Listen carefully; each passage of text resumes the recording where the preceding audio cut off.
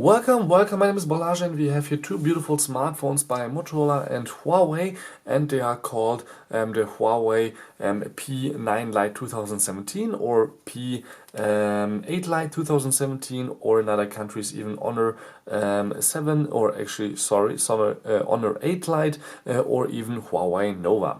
With Motorola we have it a little bit easier. We have it just called the G5 Plus. In different countries it has different RAM and different specs, but both have the same price range, the same display size, 5.2 inches, Full HD, and not only looking good on both devices, the display ratio, but everything else is also quite fine about both products. Both have great 12 megapixel cameras, front cameras with a really good resolution, and also fingerprint reader that can do a lot, as you can see here. We have some gestures here built in this one, which are quite nice, but we have also some gestures on the Huawei but on the back. So let's actually check out both devices from all the sides, because we have only 1 millimeter, 0.1 millimeter, difference in terms of thickness. That might be true on the bottom with 7.6 and 7.7 millimeters, but when we look here at the outstanding camera, or just a huge camera on the Motorola, that's definitely not the same case, that we have the same thickness almost on both devices. But you will see why it's better for Motorola to have that camera sticking out.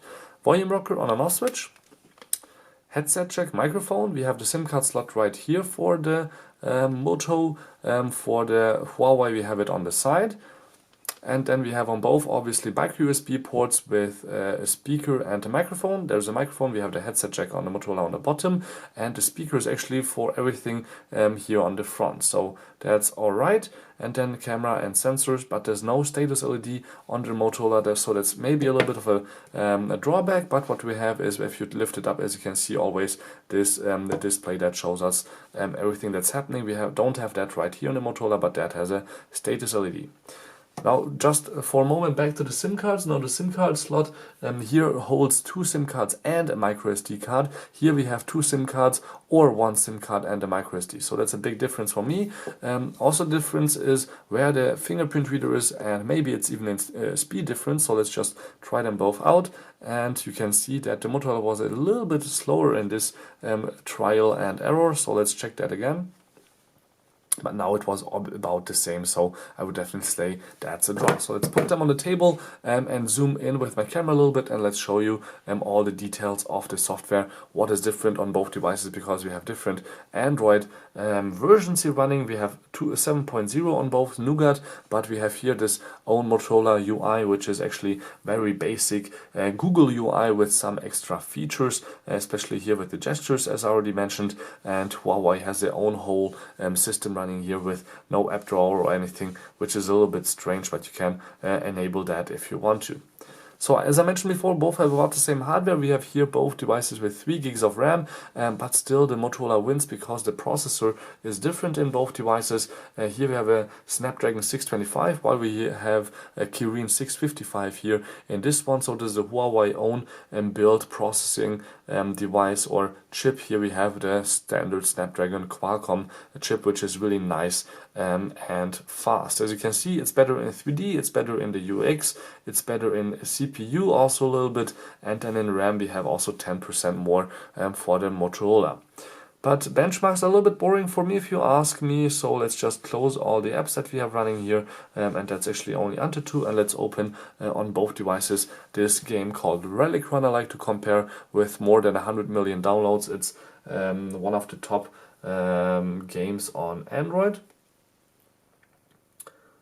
And let's just see which one loads up faster. It seems that here we are connecting to Google Play Games. Here it doesn't connect to Google Play Games, even though both are offline. None of them are in Wi-Fi, but it's a quite interesting result that still with lower benchmarks we have just a faster loading Huawei smartphone. So both devices will now let Lara run, and then you can see why I like this game also, the different colors. Here it's a little bit lighter and brighter with 50% brightness on both devices, having them at the same time and same specs here running, and also Here on the right side the colors maybe look a little bit better, but again here is just brighter, and both have the 3000 milliamp battery. I didn't even mention that even the battery is the same size on both devices, so that's quite interesting to know that the specs are really kind of similar, except for when we come to the camera. So let's actually open up the camera app on both devices,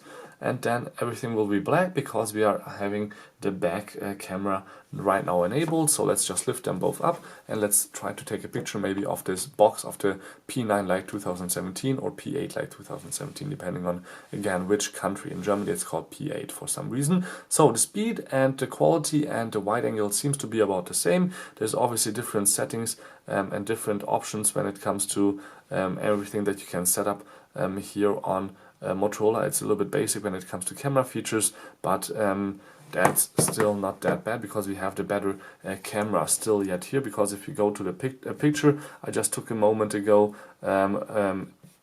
before this video of this phone, and we don't want to beam them, then you can see we have here on both beautiful pictures. But again, if you zoom in, for example, here in the corner, we have here this nice detailed, and the Leica is quite sharp and the Lumix is also quite sharp. And then what we have here is also the same picture that we took, or the same angle that we tried to take, and then it looks quite nice, but the Leica logo is a little bit blurred. The Lumix is sharp as here, but the Leica is just not as good looking, and here these little details on the sides are also blurred away. So if you ask me, the camera is definitely better on the Moto when it comes to the back camera. But let's just try out the front camera. So let's turn them both around. With here on the left we only have 5, and here we have 8 megapixels, but here the 5 megapixels are actually f2.2, and here the 8 megapixels are f2.0.